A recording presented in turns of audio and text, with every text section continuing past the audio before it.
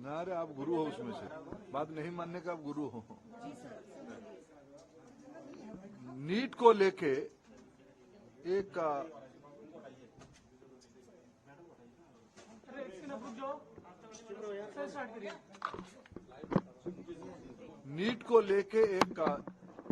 फैसला आज supreme court की स्तर से आई है।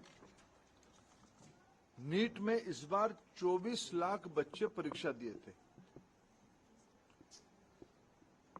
कट ऑफ डेट में लगभग 13 लाख विद्यार्थी एग्जामिनेशन को क्वालिफाई किए।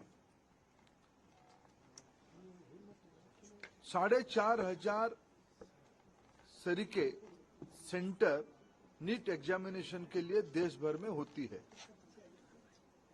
राजेश जी, आप थोड़ा क्वाइट रहिए।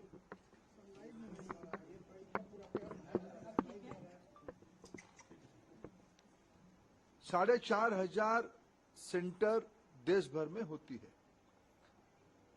अनेक देशों में भी नीट की सेंटर होती है। खाड़ी के देशों में होती है, पड़ोस के देशों में होती है, और 13 भाषा में एग्जामिनेशन होता है। दुर्भाग्य से इस बार नीट की 2 क्वेश्चन सेट्स होता है। गलती ना हो जाए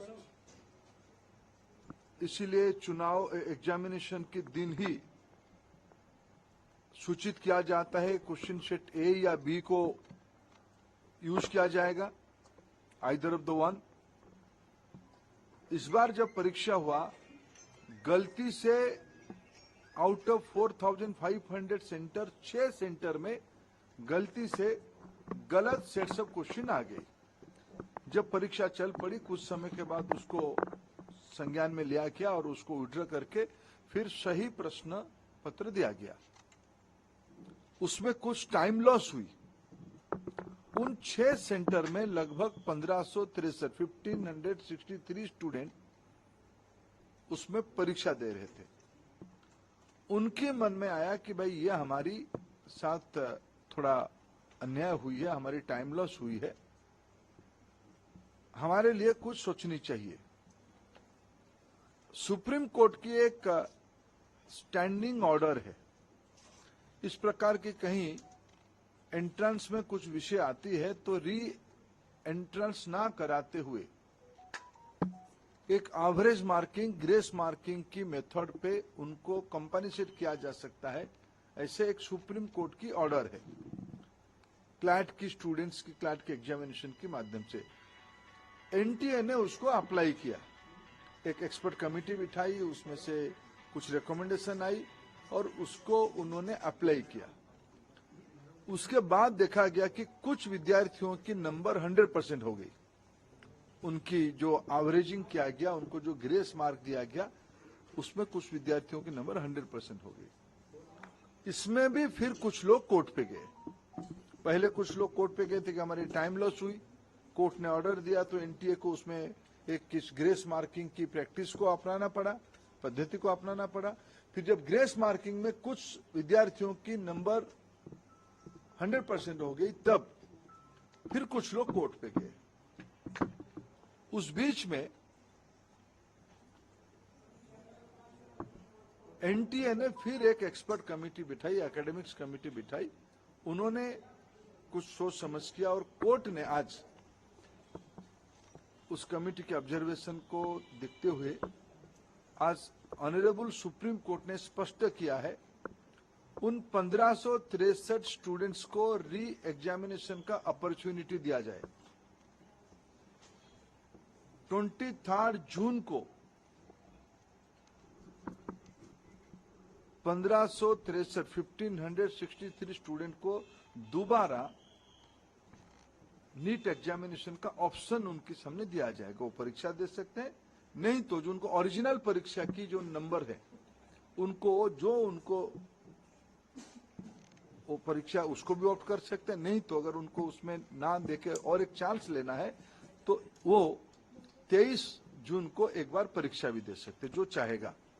ये आज सुप्रीम कोर्ट के एक बहुत स्पष्टता के साथ ऑर्डर आई है, उसको मैं स्वागत भी करता हूं। शायद उसके बाद नीट को लेके जो एक संशय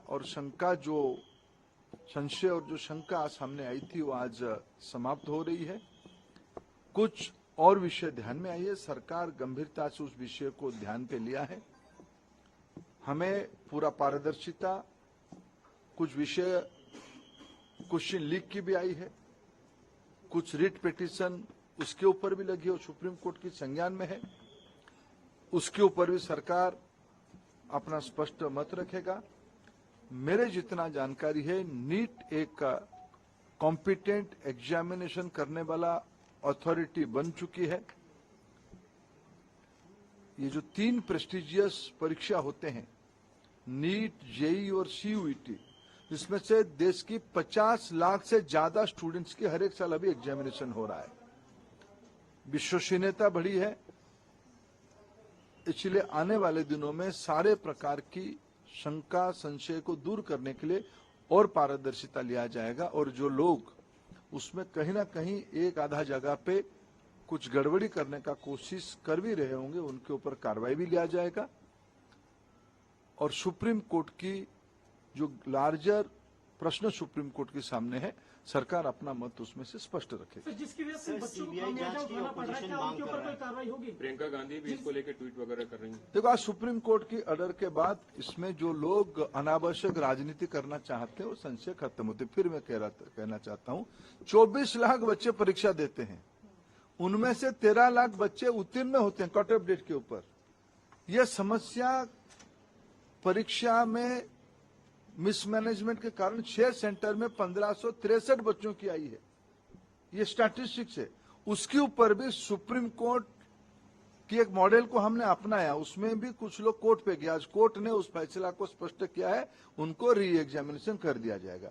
इसलिए इसमें कोई संशय और शंका की गुंजाइश नहीं है। इसमें स्पष्ट हो गया है, उन विद्यार्थियों को 1563 स्टूडेंट्स को और एक बार परीक्षा देने की ऑप्शन उनके सामने है, वो चाहे तो परीक्षा दे सकते हैं। कमेटी के लोगों का नाम क्यों नहीं बताया जा रहा है? कमेटी के लोगों का नाम क्यों छुपा के रखा? नहीं, नाम छुपाने का क्या है? देखो, देश की शिक्षाविदों के नेतृत्व में हुई है, यूपीएससी की पूर्व चेयरमैन उन्हीं की नेतृत्व में हुई है, मेडिकल कमीशन की अधिकारी उसमें है, देश की पुराने वाइस चांसलर उसमें से हैं, और उस कमेटी की रिकमेंडेशन सुप्रीम कोर्ट ने उस विषय को इंट्रोड्यूस किया है। सुप्रीम कोर्ट कहने के बाद आगे और कुछ विषय रहती नहीं है। आदरणीय जज ने सारा पक्ष को लिया है। देखो, विपक्ष के पास कोई मुद्दा है नहीं। चुनाव में हार के बाद उनके मन में एक इधर उधर की मुद्दा की तलाश में है। वो ईवीएम के पीछे कभी पड़े थे, कभी और कुछ लोगों को काम पे लगाए थे। ये भी ऐसा उनको लग रहा था कि एक मुद्दा मिल जाएगा, लेकिन जब आज परामर्श और रिकमेंडेशन कोई भी दे, फाइनली जजमेंट तो सुप्रीम कोर्ट ने ही तो दिया ना।